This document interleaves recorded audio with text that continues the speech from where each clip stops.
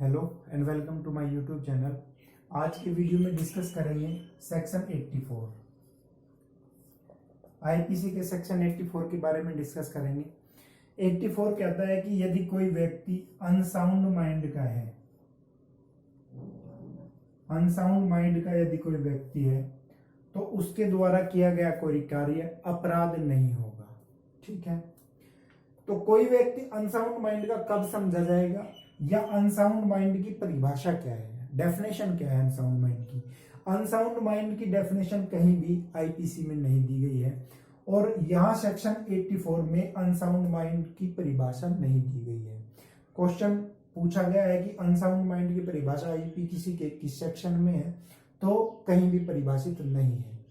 ठीक है, 84 में अनसाउंड माइंड का जो व्यक्ति है वह प्रतिरक्षा कर सकता है अपनी 84 के तहत। ठीक है, 84 के तहत अनसाउंड माइंड के व्यक्ति को कार्य करने में अपराध नहीं माना जाएगा, ये बताती है। इसको छूट है धारा 84 के अंतर्गत। तो अनसाउंड माइंड हिंदी में कहते हैं विकृत चित्त व्यक्ति। विकृत मतलब बिगड़ा हुआ, चित्त मीन्स मन, दिमाग, तो जिसका दिमाग खराब हो एक तरह से तो विकृत चित्त, या इसको चित्त विकृत भी कई बार एग्जाम में आया है। उन्मुक्तता भी यही चीज होती है, विकृत चित्त ही उन्मुक्त। ठीक है, तो इन अलग अलग तरह से क्वेश्चन पूछा गया है कि विकृत चित्तता कौन सी के अंतर्गत आदमी को छूट मिलेगी, किस सेक्शन में। 84 में चित्त विकृतता के आधार पर 84 में, उन्मुक्तता के आधार पर 84 में, तो ये चीज है। अब अनसाउंड माइंड की देखो परिभाषा इसमें कहीं दी नहीं हुई है, लेकिन अनसाउंड माइंड किसको समझा जाएगा यह डिपेंड करता है उस कार्य की जो प्रकृति है, जो उसने कार्य किया है, वो उस टाइम, उस समय, जिस समय उस कार्य को कर रहा है उस टाइम अनसाउंड माइंड का होना चाहिए। ठीक है, उस टाइम जैसे एक व्यक्ति है और उसको मिर्गी के दौरे उठते हैं या कोई भी दौरे उठते हैं जिससे वो कार्य की प्रकृति परिणाम समझने में असमर्थ है, समझ नहीं सकता। तो एक बार ये एक केस है, लेकिन केस का इसमें ये घटना जो है सच्ची घटना है कि एक व्यक्ति था जिसको मिर्गी के दौरे उठते थे और रात को उस दौरे के दौरान उसने अपनी जो वाइफ थी उसकी हत्या कर दी थी, तो उसको 84 के तहत छूट मिली थी। केस अभी मेरे को याद नहीं है कौन सा केस था। ठीक है, तो इस तरह ये बताया जा सकता है कि अनसाउंड माइंड उस टाइम होना चाहिए जिस टाइम उसने वो कार्य किया है। अब कार्य की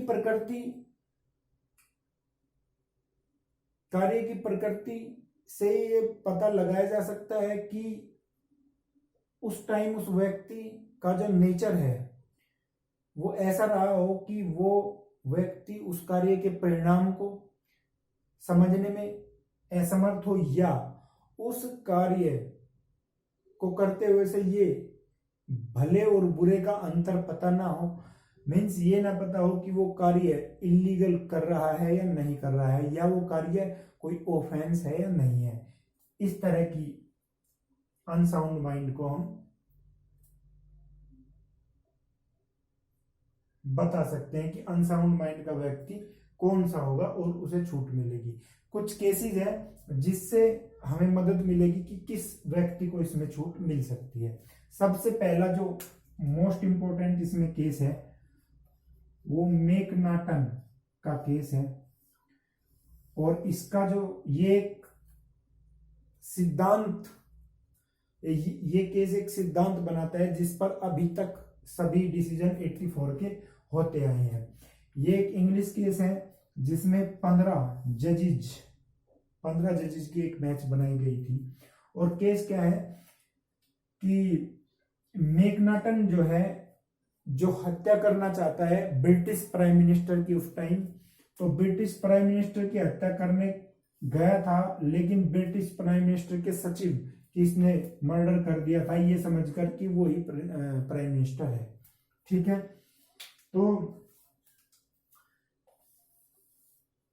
इसमें इस केस में वह आदमी अनसाउंड माइंड का था, लेकिन कार्य की प्रकृति जो इंसैनिटी है समझने में असमर्थ था, क्योंकि उसने सचिव की हत्या कर दी और प्राइम मिनिस्टर की हत्या करने गया था। तो इंसैनिटी दो तरह से हम समझ सकते हैं, लीगल इंसैनिटी और मेडिकल। मेडिकल इंसैनिटी बहुत से लोगों में होती है, कुछ लोग पागलपन के शिकार होते हैं, लेकिन उनका स्तर जो है, माइंड का स्तर ऐसा होता है कि वह कभी भी किसी को चोट नहीं पहुंचाते या अपराध नहीं करते, शांत रहते हैं। तो केवल मेडिकल इंसैनिटी, ठीक है, केवल मेडिकल इंसैनिटी सेक्शन 84 में छूट दिलाने के लिए काफी नहीं है। मेडिकल इंसैनिटी ही छूट दिलाने के लिए काफी नहीं है, यानी 84 के तहत जो अनसाउंड माइंड कहा गया है वो केवल मेडिकल इंसैनिटी वाले को ही नहीं कहा गया है। ठीक है, लीगल जो इंसैनिटी है वो जरूरी है 84 के तहत छूट लेने के लिए। अब लीगल इंसैनिटी किसे कहेंगे?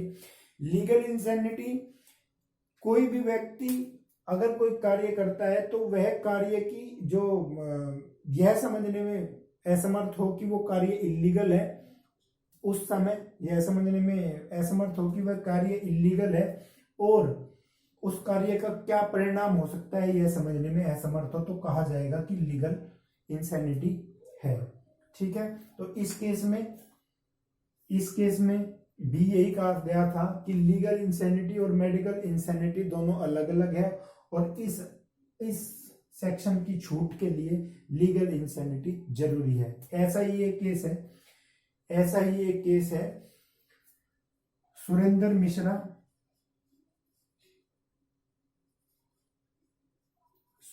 Mishra versus Jharkhand, Surendra Mishra versus Jharkhand 2006।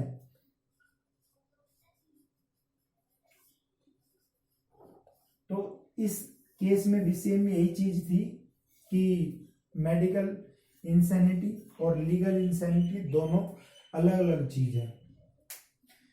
ठीक है, तो मैग्नाटन का वाद, मैग्नाटन का जो वाद है, ये मैग्नाटन का जो केस है, ये बहुत बार एग्जाम में पूछा गया है। किससे संबंधित है? 84, उन्मुक्तता से संबंधित है, विकृत चित्तता, अनसाउंड माइंड से संबंधित ये केस है।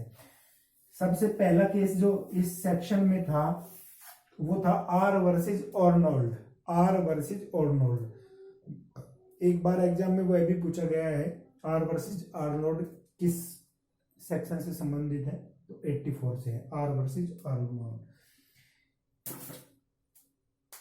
एक और केस है Mohammad Hussain versus emperor, Mohammad Hussain versus emperor. ये भी केस ये अनसाउंड माइंड से संबंधित है। तो इसमें क्या था, ये मोहम्मद हुसैन जो है, मोहम्मद हुसैन ने अपनी वाइफ का मर्डर कर दिया था। हुआ ये था कि इसने शाम को अपनी जो वाइफ थी इसकी, मोहम्मद हुसैन की, उससे पानी मांगा, लेकिन उसने पानी के बदले उसे गालियां देनी शुरू कर दी। तो उस टाइम ये मोहम्मद हुसैन चुप रहा, लेकिन फिर शाम को इसने अपनी मिसेज को अपने पिताजी के पास लेटा हुआ देखा।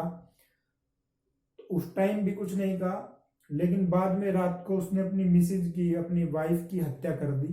तो इसमें इस मोहम्मद हुसैन को गिल्टी पाया गया, जबकि मेडिकल इंसैनिटी इसमें थी, लेकिन कोर्ट ने माना कि लीगल इंसैनिटी के लिए उस कार्य जो उसने किया है उसकी प्रकृति देखी जाएगी। देखिए, इस केस में ये चुप भी रहा, इसने एकदम उसका रिएक्शन भी नहीं दिया, और ये समझता था कि ये मेरे पिता के पास लेटी है तो ये गलत आचरण कर रही है लेडी। तो उस टाइम इसके समझने की मतलब जो सोच थी वो ठीक थी, तो इसे मेडिकल इंसैनिटी थी, लेकिन इसके लीगल इंसैनिटी नहीं मानकर इसको गिल्टी पाया गया और इसको सजा दी गई। ठीक है, तो 84 में इतना ही है। और ये जो केसेस मैंने डिस्कस किए हैं इनसे प्रॉब्लम्स बेस्ड क्वेश्चन बनते हैं और कई बार एग्जाम में पूछे जाते हैं, तो आप इन पर थोड़ा जरूर ध्यान दें। आज के लिए इतना ही। Thank you very much. अगर इस वीडियो में कोई कमी है तो मुझे कमेंट सेक्शन में जरूर बताएं, और अगर ये वीडियो आपको अच्छा लगा है तो आप इसको लाइक करें और इस चैनल को सब्सक्राइब जरूर करें। Thank you very much.